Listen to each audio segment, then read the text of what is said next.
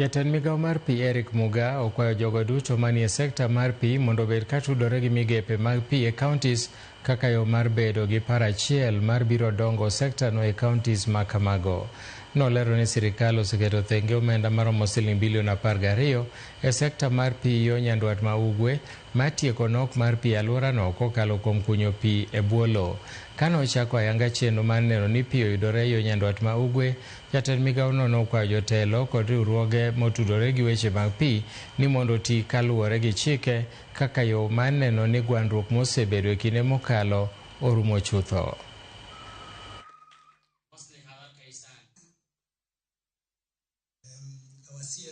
Public participation and validation of the plan is a must. Did we walk those steps? Were the county governments invited and involved? How come then?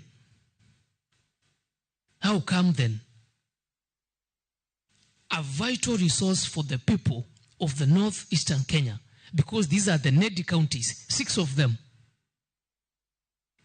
where water is more critical than ever, we are still having friction between the agency and the county governments. There is an audit report that came recently from the National Audit Office looking at the water infrastructure in the region. And the verdict is that we have invested in small water pans that end up not being sustainable because they fill with silt very quickly.